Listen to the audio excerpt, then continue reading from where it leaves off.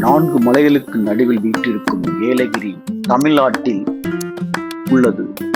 ஆண்டு முழுவதும் இதமான தட்பவெப்பத்துடன் காட்சியளிக்கிறது.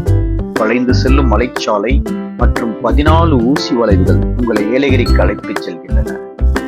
இங்கே உங்களுடன் தேடலுக்கான பரிசு நிறைந்துள்ளது.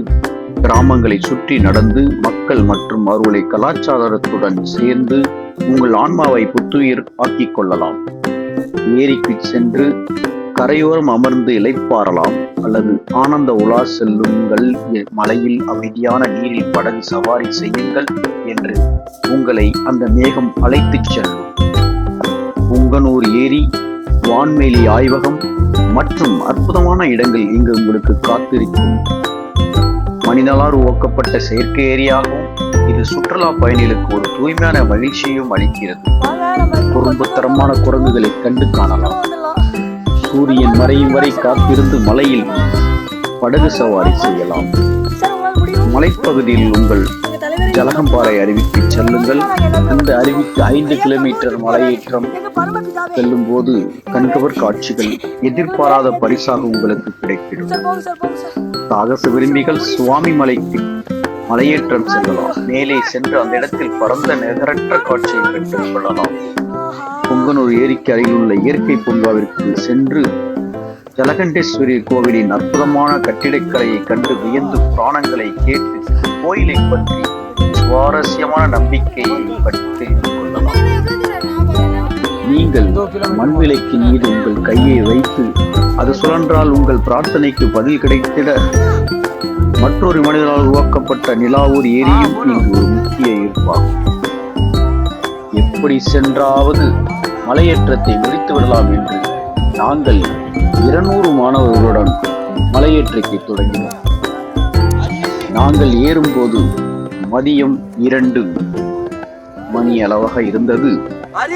சுமார் 3.5 கிலோமீட்டர் உயரத்திற்கு மாணவ மாணவிகளை அழைத்துச் செல்ல மிகவும் கடினமாக இருப்பதால் சில ஆசிரியர்களையும் எங்களுடன் இணைத்து உதவிகளை பெற்று மேலே ஏற தொடங்கினோம்.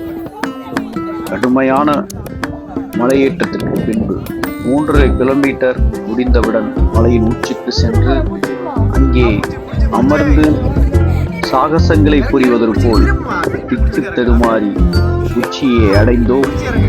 அடைந்த பின்பு எப்படி இறங்குவது என்றே தெரியாமல் கண்வெளிந்து குளித்து பிதறி பின்னே தப்பி தவறி கீழே மாணவ மாணவிகளை நீங்கள் கண்கூற பார்க்கலாம். ஆம், இது ஒரு அற்புதமான சாகச நிகழ்ச்சியாகவே அமைந்தது. கரணம் தப்பினால் மரணம் என்ற நிலைமைக்கு உச்சிக்கு சென்று திரும்பிய மாணவ மாணவிகளை நாங்கள் மிகவும் பக்குவமாக பாதுகாப்பாக ஆசிரியர்கள் எங்கள் கடமைகளை செய்து மீண்டும் அழைத்து வந்தோம். எங்கள் இந்த அற்புதமான மலையேற்ற பயிற்சிக்கு இந்த கடவுளும் துணையாக நின்றார் என்பது உறுதியாகவே எங்களுக்கு நம்ப முடிந்தது. ஆம், இது ஒரு சிறந்த பயிற்சி தான். வெற்றியின் உச்சிதான். வெற்றி, கடமை, கண்ணியம், கட்டுப்பாடு இதற்கெல்லாம் ஒரு சிறந்த ஒரு எடுத்துக்காட்டாக நாங்கள் செய்த இந்த சாகச பயிற்சி, மலையேற்றம் என்ற சாகச பயிற்சி மிகவும் திறமையாக எங்களுக்கு காட்டியது.